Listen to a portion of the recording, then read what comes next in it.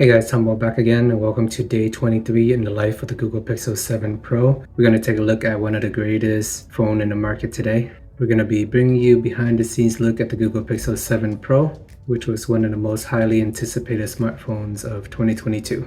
First up, we'll take a tour of the phone's impressive hardware. The Pixel 7 Pro boasts a 6.7-inch Quad HD display, making it perfect for streaming movies and playing games and also browsing the web. I don't watch a lot of movies on my phone, but I always have YouTube playing in the background. But at the same time, most of the time I have my phone in portrait mode. But on a day-to-day basis, the phone is large enough just for basic web surfing and playing short spurts of video games. It has the latest and greatest Google G2 chip, which means it can pretty much handle anything you throw at it. The phone is pretty fast and smooth for the most part. There are some games that may make it stutter or act a little weird, but I'm not sure if that's on the game or the phone itself. But that's far in between.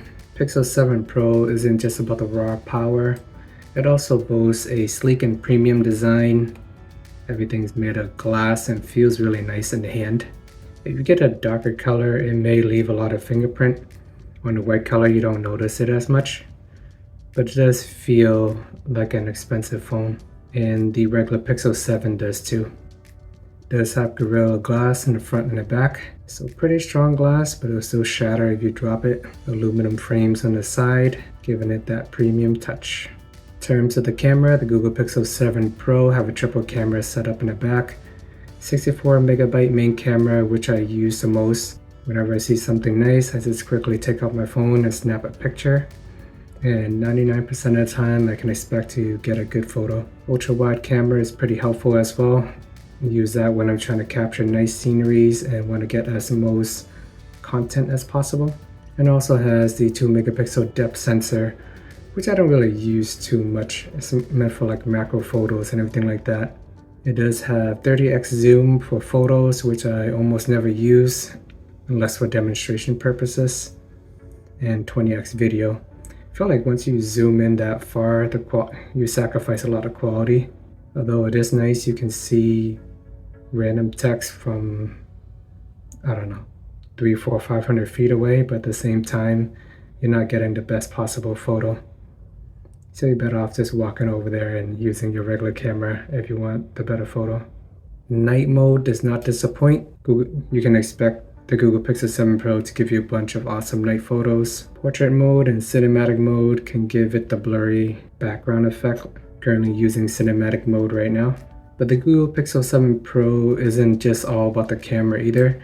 It is packed full of features that help you stay connected and productive throughout the day. The phone has a pretty long-lasting battery life. It usually lasts me about 11 hours or so a day. And it all depends how you use your phone, I guess. Because a typical work hour is like 8 hours, and if it lasts you 3 hours beyond that, I can actually literally last you 24 hours, like the full day battery life.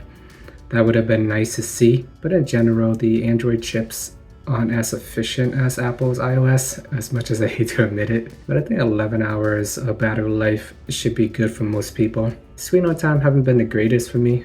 In over 3 weeks of using the phone, I've been averaging like 3 to 4 hours of screen on time.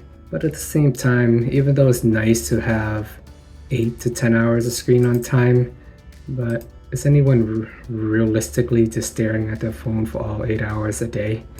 Probably not. So I think like the overall battery life is decent enough. So you could get 11 hours out of a smartphone, and whenever needed, you could just quickly charge it up. I think it's fine. So I would say the Google Pixel 7 Pro have an okay battery life. It's not the best out there, but it should last you at least a normal workday and a little bit more after that. And you need to charge it up. You can quickly just plug it in, and in half an hour you can get 50% battery. So that would definitely help you make it through the day. Come with Google's latest Android 13, so you know you're getting the latest and greatest software with all the security updates. Fingerprint sensor improved over last year. Facial recognition is added as well, which I use on a day-to-day basis. Face recognition is not as secure compared to the iPhone, but you do have the fingerprint sensor as a backup for banking or any of the important stuff. And on top of that, I do like that Google has been pretty consistent with their update. The phone's been released since October.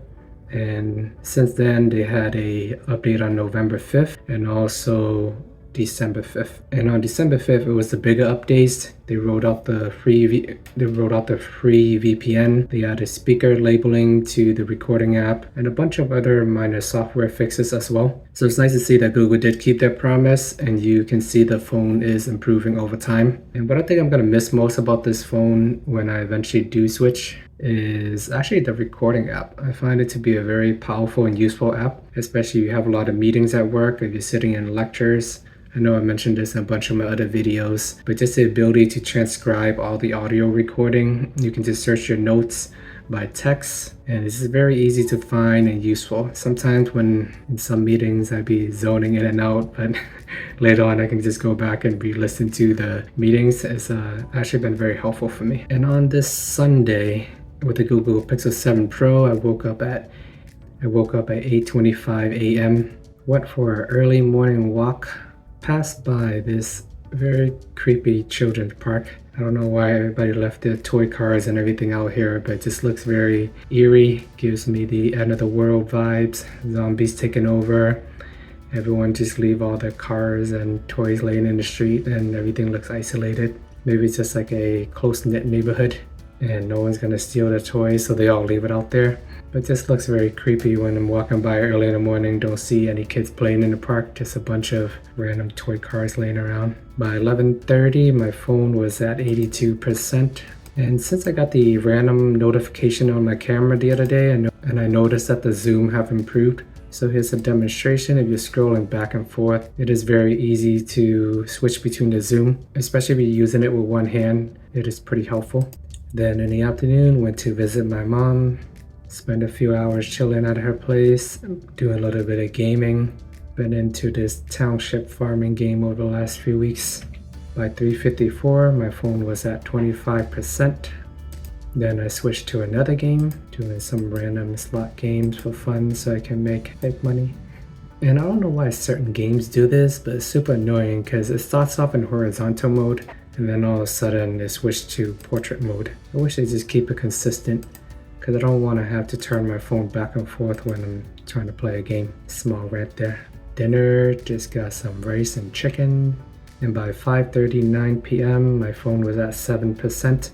I'll give time of death 6 p.m. So that gives it 9.5 hours of battery life on the Sunday when I'm running around, using a lot of screen on time with Quad HD 120 Hz all turned on. Unfortunately, only 3 hours of screen on time today. And this is my lazy day at my mom's house, just laying there, playing a bunch of video games and not really moving. Luckily there's chargers accessible. But this is the unfortunate pattern with the screen on time with the Google Pixel 7 Pro. Usually only lasts me 3 to 4 hours, but I do average 11 hours of battery life overall. And when I stop playing games and doing more active things with the phone, then the total screen on time would drop down closer to 9 hours. So there you have it, day 23 in the life of the Google Pixel 7 Pro. Left my mom's house, drove home, and hit the haystack, kicked the hay. Not sure what the expression is. Hit the hay. Went back home and hit the hay, aka go to bed. So whether you're a tech enthusiast, a photographer, or just someone who needs a reliable, high-performing phone, the Google Pixel 7 Pro has a lot to offer. Thanks for joining me on the tour with this phone. Be sure to stay tuned for more Data Life Pixel 7 Pro videos. Please check out day 22 if you haven't already. Remember to like and subscribe, and see you guys in the next video.